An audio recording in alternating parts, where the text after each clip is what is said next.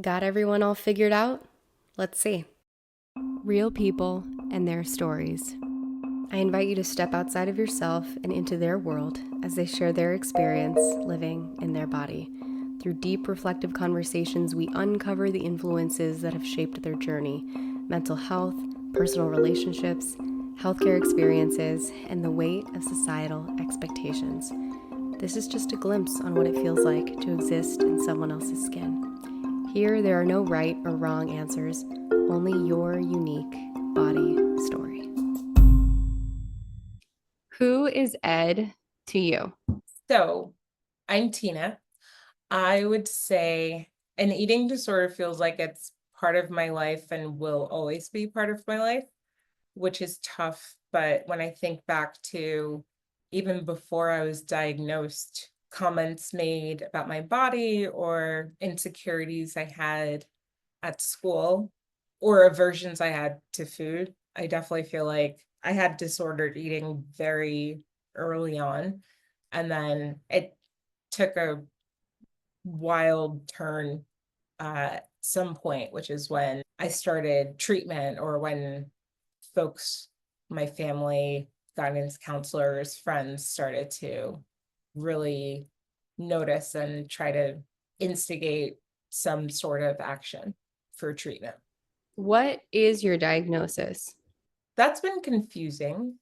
It was bulimia for a long time, and it's interesting because I listened to Glennon Doyle's podcast and she has the same experience, but I saw, I think it was maybe my third or fourth therapist who said, "You're not bulimic, it's anorexia subtype purging." So there's been purging in my experience, which is always associated with bulimia, but she was like, "You're not bulimic, you don't binge and purge," because I wasn't binging, just purging. And it's just really confusing having a diagnosis, especially when you're in treatment and you have to be labeled, which is tough. That's part of the reason why, I wanted to start this show because eating disorders are not black and white, they're not cookie cutter.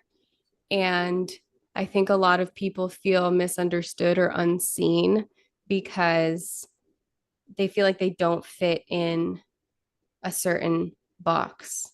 I'm glad that you shared that. And yeah, I totally agree with you. I think the process of being put into treatment with eating disorders often is outside of your control. And then being labeled, you don't always have the education to even know what that label means. And your identity changes because then you become a eating disorder victim, for lack of a better word. I think that everyone who knows where I've struggled definitely sees that. So every meal I share with them, or if my weight changes, if I have to go to treatment, I think that becomes one of the forefront pieces of my identity, which is not ideal, but it's a fact. Yeah. So you feel like the people in your life who know sometimes see the eating disorder before they see you. Yes. Yeah. Are you able to pinpoint when the behaviors or thoughts started? I guess you could call it the birth of Ed in your life.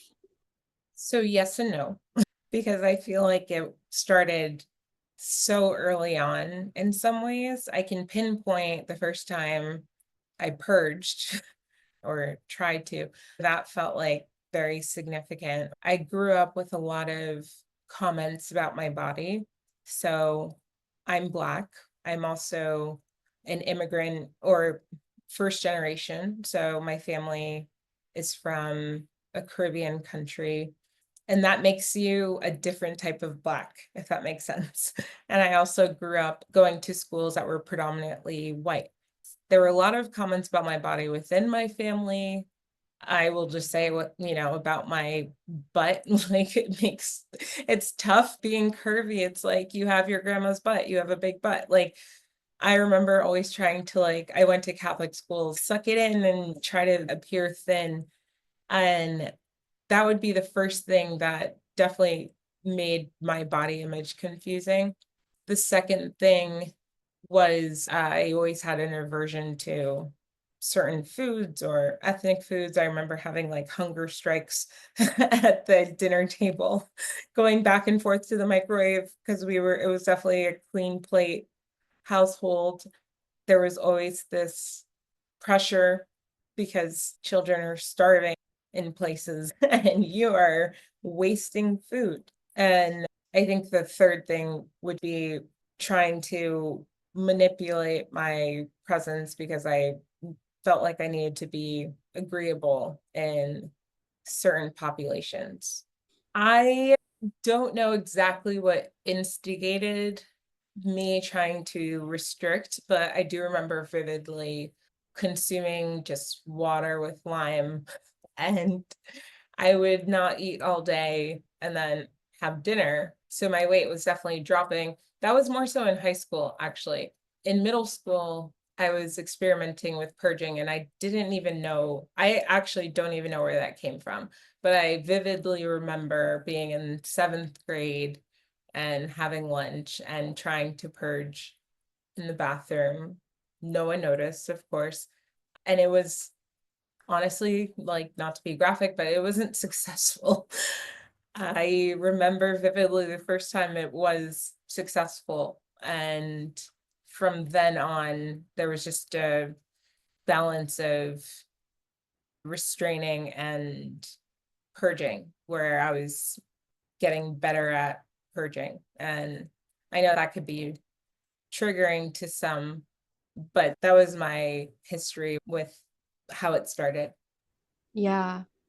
You mentioned being from an immigrant family, and I wanted to emphasize that because individuals who share that with you also grew up in a clean plate club household because oftentimes your parents came from circumstances where maybe they had less. And so there's this idea of we came to America so you could have everything. Mhm. And now you have all this access to food, which is great. And I think these individuals definitely fall into the clean plate club trap. Yeah. Yes, spot on. You nailed it. My mother moved here when she was about 17, 18. My father moved here when he was about 7. I remember hearing stories about my mother not having enough to eat. She grew up in a single parent household in a Caribbean country. And when you don't have enough to eat growing up, and then, as you said, trying to provide the most for your child and seeing them reject food is not palatable. And I think that there's a different generation now, which is wonderful. I was teaching preschoolers. I have a young nephew, and there's such a difference, which is so lovely, about how you can acknowledge your hunger cues at a young age. When I was growing up, it was, this is not enough. Make sure she eats, make sure she cleans her plate. And I'm just remembering because I think we're in such a good time right now where parents I'm seeing are helping their children. Is your tummy full? Has your tummy said you've had enough? I'll just give one anecdote where I had a student, her mother is actually an occupational therapist and really wonderful about the thoughtful lunches she sends for her daughter who's 3. And there was one day where I called her and I said, your daughter ate pretty much everything at snack time. So at lunchtime, there isn't as much, and her mother was able to bring more food because that's a day where she just needed more food or wanted more food. I think hunger cues and acknowledging them without judging them are important, and it has to start at an early age. I love that you said that because I tell parents that we're born with that intuitive ability to self regulate. And it's not until you start to grow up, or even as an infant, when people say, you just ate an hour ago, you shouldn't be hungry again. And so we start inserting the should and shouldn't into our biological cues. And now we're all out of whack. So then you're a young, especially girls, God forbid your body changes before puberty. Not only is there the insertion of should and shouldn't into should you really eat again? But there's also, like you were saying, oh, you have a big butt and you're curvy. Body image is put into the mix. And I think that's why it's really hard for women. You shared this situation that you observed with your student. And I love that the mom didn't say she shouldn't have eaten all her lunch during snack. And now she's just going to have to learn Right. that if she eats all her food by snack time, she's going to be hungry for lunch. Why? Why? We could have found more food at the school, but instead the mom, I sent her a photo and she was like, oh, wow, like she ate everything and then dropped off more food. And then Yeah. the child ate more food. And that's just what happens some days. But to your point, at times, especially in my upbringing, there's shame. And it's confusing when your body is judged in a way where family, friends, others talk about your curves and celebrate your curves or celebrate your thinness. Just constantly, my upbringing was constantly comparing me to anyone, cousins, aunts. They always said I had my grandmother's curves. At the same time, my eating was not managed in a supportive fashion. So it became very confusing. And everything I would say is just a confluence because what's really important to me is that my elders, for lack of a better word, didn't know better. And it's tough because everything that came together ended up with me in treatment multiple times, which I know we'll talk about. But it's tough. But I am so glad to see what's happening right now with my friends and parents whose children I taught and how they are helping their children eat in a fashion that's healthy. Yeah. I will say that the millennial parents are really trying to break generational curses and Mhm. change the narrative and end certain cycles. Our parents, grandparents, they did the best that they could with the information that they had and also with the experience of what was done to them. My mother grew up without having enough to eat at times. They washed their school uniforms in a river. There was so much poverty that I could understand why. And my grandmother actually she was one of our caretakers. So we lived with her. It's very interesting. We lived with her for half the week and then she was with my aunt for half the week. So she was like a shared nanny, essentially. I can understand their aversion to seeing food waste.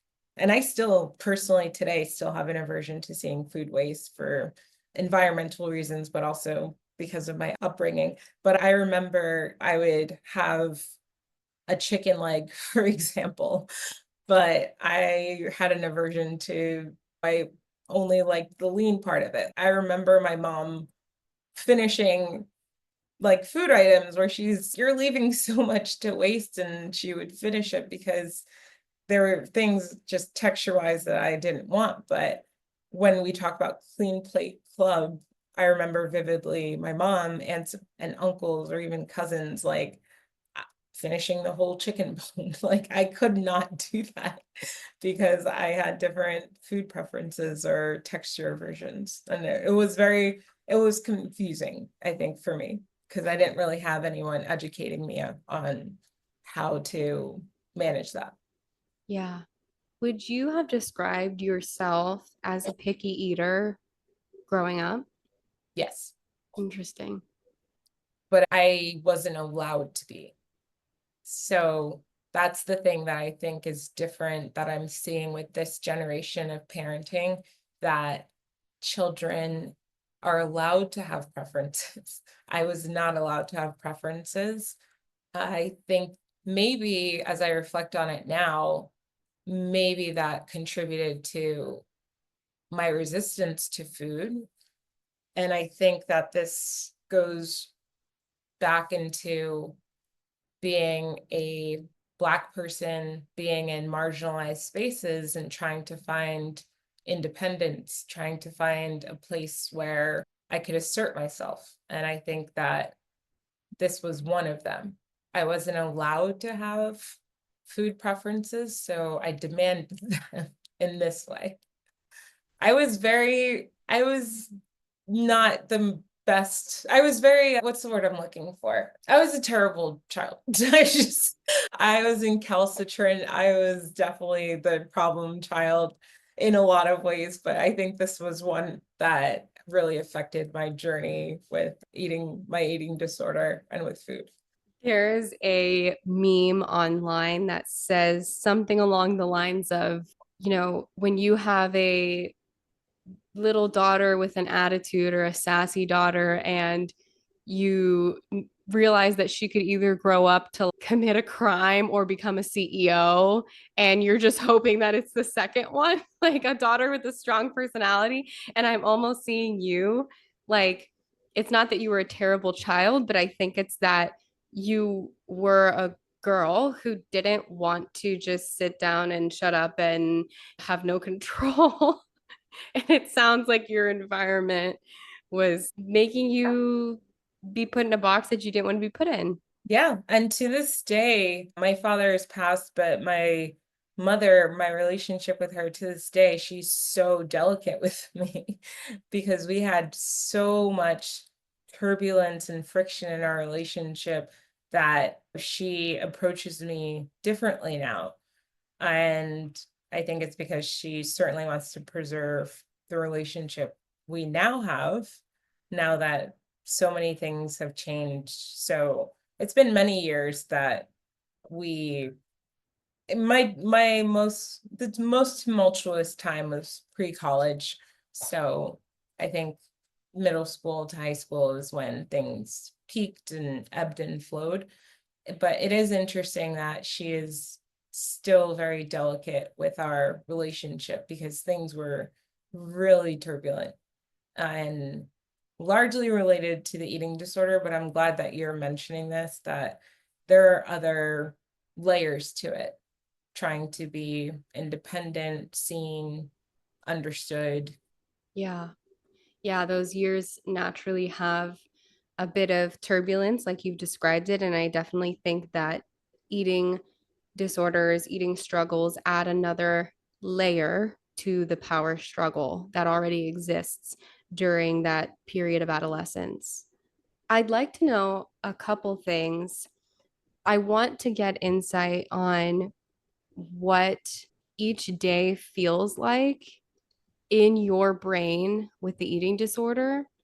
And I also want to know what you want people to know about what it's like to live as a Black woman in society in 2025 with an eating disorder. Oh man, heavy. Okay. So the first question is each day in my brain. Second question, what it's like to be a Black woman with an eating disorder. So I'll start with the first one, of course. Each day in my brain is a battle. I'll take it back to what we are helping children with right now. Like I'm at an age where like family planning and being with young children is very important to me. And each day in my brain is, am I having 3 meals and 3 snacks? Are they nutrient dense? Oh my goodness, I missed a meal.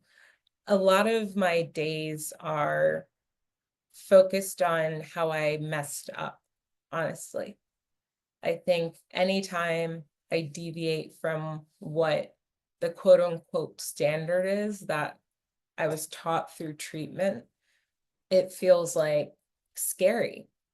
It feels, oh my gosh, I'm not someone who's allowed to miss lunch. And that's normal for other people, but for me, it's, am I going to lose weight? Am I going to be sent back to treatment? I have to overthink how much I am nourishing myself.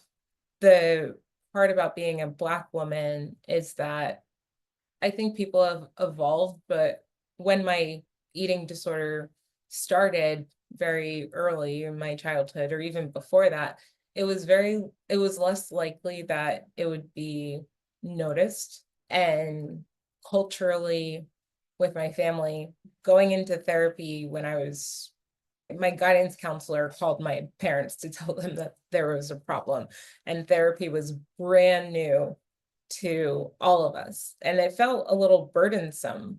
We have to drive you to these sessions, and why are you not eating? And I think that is lesser known in Black communities because food is celebrated more, in my opinion, in Black communities.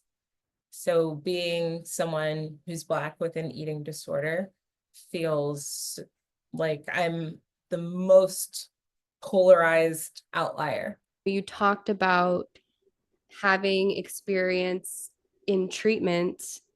You can offer some more insight into what has it been like being in treatment as a Black woman? I think it was tough. I have a lot of treatment trauma, if I'm being honest. I don't think that eating disorder treatment is curated in a way to meet the individual, irrespective of race or ethnicity. I think one of the things that comes to mind that was really tough for me is that the term evidence-based research was used a lot in my residential PHP, IOP experiences. And I didn't have time. I still don't have time. And one day will really wonder, what is the evidence? How much of that research includes people who look like me? The people who I was in treatment with, again, I was still very marginal, as I've always grown up. I wasn't with people who could speak to me similar, like my therapist now, we can talk about race in a way that really meets me and sees me where I am. That's not been my experience with treatment.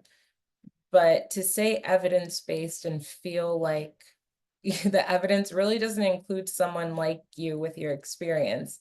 And the other thing I'll say, to be a little incendiary, is with the evidence, how many people successfully complete treatment? Being in residential and watch so many people leave because their insurance was cut, how many of them are in your evidence? Are you just looking at people who successfully completed treatment because they could afford it, or they had the means through their insurance to afford it? I saw so many people leave who weren't ready, and it was because of financial reasons. So evidence-based was constantly thrown in my face. And I'm a data person, I'm a researcher, and I just think that it felt like malice, if I'm being honest with you. I really like that you're bringing this up because the evidence that you're speaking of is one thing, but who is included in the sample population for this evidence? And there's even evidence based research that uses BMI, right? If we look into the history of BMI, then we know that it's flawed. So now, how do we approach this evidence as valid evidence, right? Because if we know that a tool that's being used for the evidence is flawed, then we have so many more questions. And as you were speaking and sharing, I was even thinking back to how you were misdiagnosed because of certain behaviors. I think one of the most significant things is that the evidence tries to put you in a box, and we're not robots, we're people. So we really cannot be put into a box. Sorry, that was so heavy, I had to like grab water.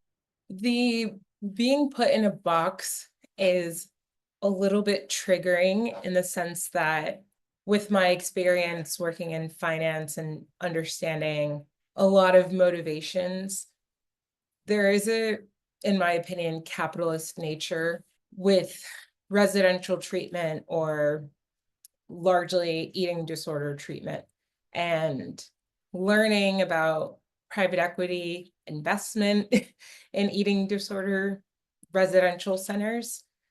If you think about it, they need to make a profit. And the way you make a profit is having individuals in your residential centers for as long as possible. I felt ready to leave, or I felt like I could have been prepared to leave.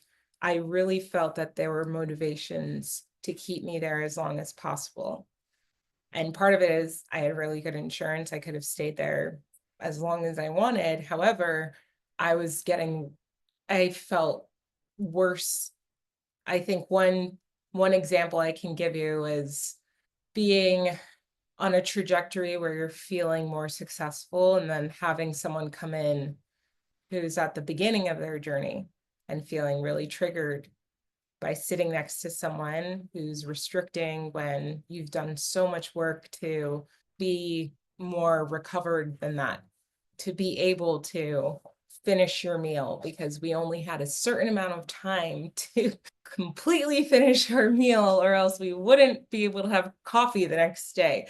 It was just such an environment that was hard. But there are articles out there that show how many private equity companies, venture capitalists have been buying and merging eating disorder clinics. And if you want a profit, you have to have revenue. If you need revenue, you need to have people stay longer. I'll just put it that way. And that's how it felt. I felt trapped. And the last thing I'll say on that point is I lost my treatment team. There felt like a threat, and I wasn't the only one. However, pushing to leave, it was always at the facility I was in, at least, bringing in your treatment team and having your treatment team feel uncomfortable with you leaving based on the quote unquote expertise of the leader of the facility. And that leader is motivated, of course, to produce more revenue. So it's really hard when someone is convincing your therapist, who should be your support when you leave, that you're making the wrong decision. Some of the listeners may not know that if you leave against medical advice, there are consequences in regard to your outpatient team and even insurance Right. consequences. There shouldn't be. And that's my largest concern. Like I said, you're punished for leaving when they say it's against medical advice, but also when someone's insurance cuts them after 3 weeks, they're not punished, but they're not ready to leave either. There are too many dynamics. This is a hard condition to treat. And hopefully eventually we figure out how to do it. I think it has to be more personalized, which is really hard. And as I mentioned before, it's become more commercial, which is making it even harder to make it personalized. But I think the only way we get there is having people understand that it's complicated. Everybody has something that they're dealing with, but when it comes to eating disorders, thinking it's easy for someone to just eat or thinking that losing weight is the most important thing to them. It might be in a certain moment, however, it's layered. There's a lot that comes behind that. And support is going to be different for every person. I think support for me that's helpful is almost everyone in my life who I'm close to, they know never to comment on my body or my eating. I think that's been really helpful because I try my best, but there are times where people will be subtle about it and say something like, you haven't had lunch, or I noticed you didn't eat as much, or are you sure you don't want this? But it's very subtle. And that's really important because when I was younger, again, my dad was working and I was at my grandmother's house with my aunts and whatever, he would call them and say, make sure she eats. And they would fill my plate and be like, you're too thin, you need to eat more. And again, clean plate club. That doesn't happen anymore. People have figured out, at least based on my experience, to not try to control my eating or not comment on my body. And that's been huge for me. So it sounds like what is more helpful is when it's subtle and from a place of care rather than you need to eat because you have this eating problem and I don't know why you're just not eating, but you like, come on, put the food on your plate, get over it. That approach puts the eating disorder in a defense mode. And it sounds like what's more helpful is if someone said, oh, hey, I noticed you didn't have lunch. Is that helpful for you? And what other things that people say do you feel are supportive and helpful?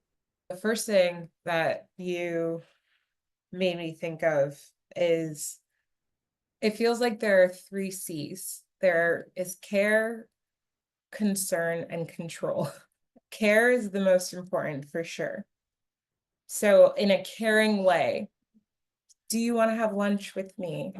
I noticed you didn't have lunch. Can we go out to lunch, or what would you like to eat if you can? Because sometimes you can't that day. Or sometimes maybe we go out to lunch, but if you aren't eating enough, at least you made the attempt to be caring and try to help me eat. The concern is, again, loving. However, it comes with guilt. It's when people are worried about you, sometimes they're concerned, and then my mind immediately goes to, they're worried, they're noticing something, they are carrying a burden. And the feedback I always get is that it's not a burden, like I need to get that out of my mind, but like the concern always feels like a burden. The control, that's most of how I grew up, and I don't see it as much anymore, which is great. But the control piece is you have to do this. There is one way to solve this problem or one way to be healthy. And that's the spectrum that I think I've seen. And more I'm in the care level. I'm still in the concern level. I will be honest. I still ebb and flow with how successful I am in my recovery. But I'm just happy to not be in the control element anymore. No one chooses to have an eating disorder or any other mental, no one chooses to have generalized anxiety. No one chooses to struggle with substance.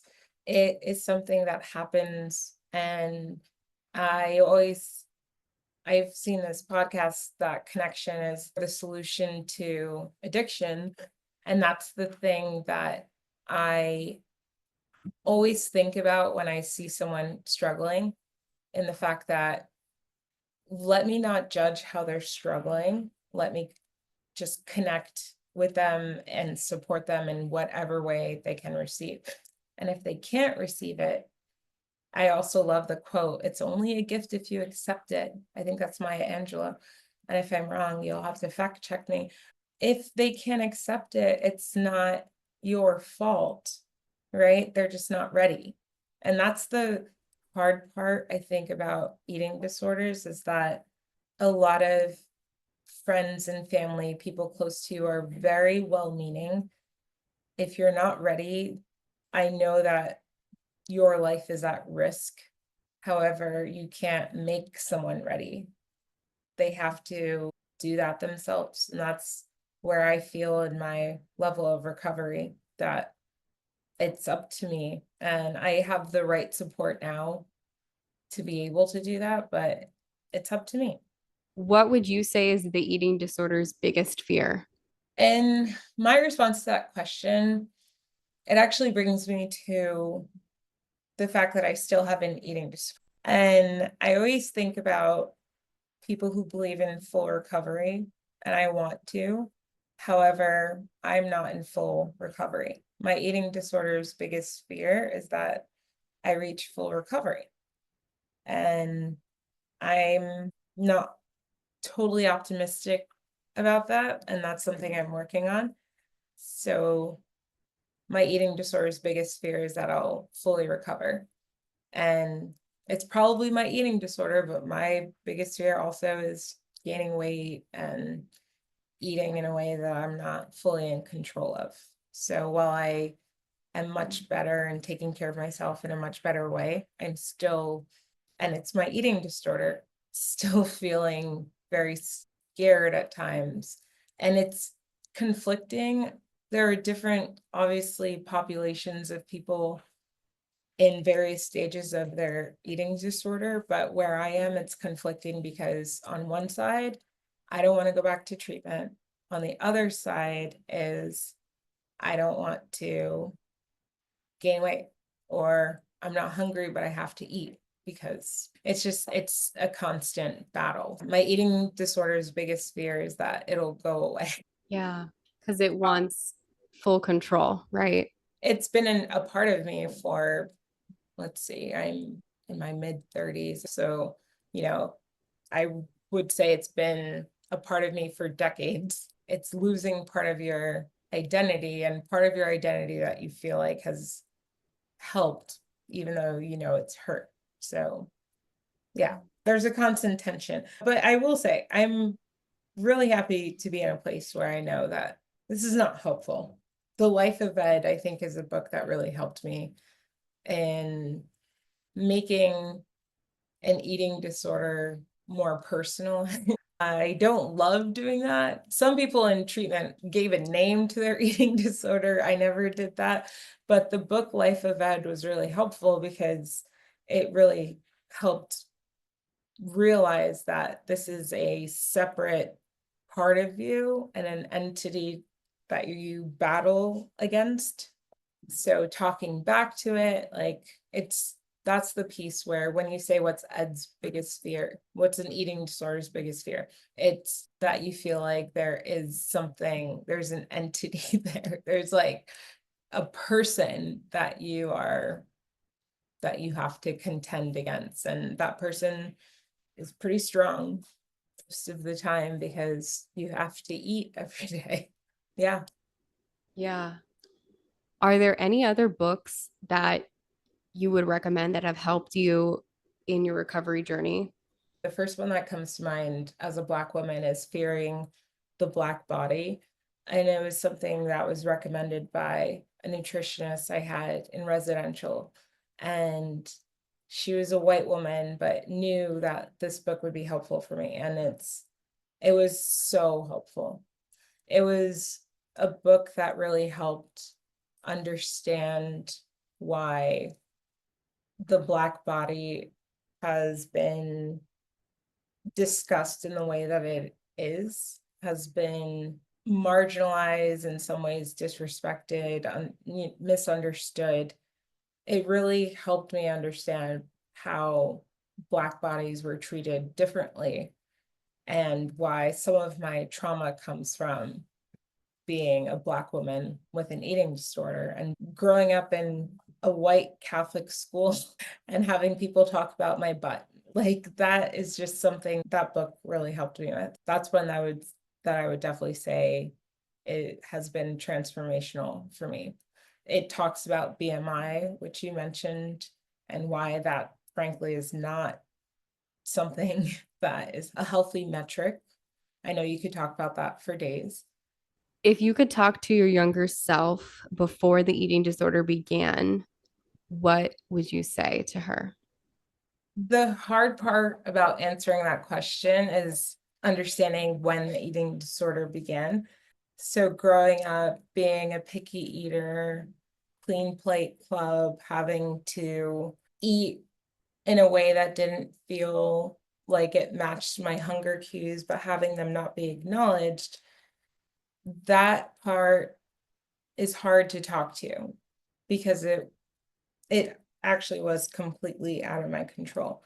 If I talk to my older self when the eating disorder began in earnest, where I started with behaviors, which was middle school, I think what I would say is your body is acceptable, and you don't have to eat like everyone else, and you don't have to look like everyone else. One of my favorite quotes, which I actually learned in treatment, is that your body is the least interesting thing about you. And or your it's and some people say your appearance is the least interesting thing about you. So that would be the thing I would say to my younger self, is your body, your appearance is the least interesting thing about you, to be able to accept however you look and not try to manipulate it to feel independent, feel like your identity is associated with that. Thank you so much for being willing to come on here and share your story from your perspective and your lived experience. I know it's really valuable to hear your story. It's my pleasure. I'm glad to hear what the conversation is these days, because I think that so many people don't understand, and it can be a very lonely existence when you're battling an unseen disease, honestly, an unseen struggle, an invisible struggle. So it's important to have more visibility. Yeah. Thank you. Thank you. This was awesome. Everybody has a story, and I'm glad you shared yours with me. And if you're ready to share your body story, I'd love to hear it. Remember, you can't hate yourself into health. Until next time, take care.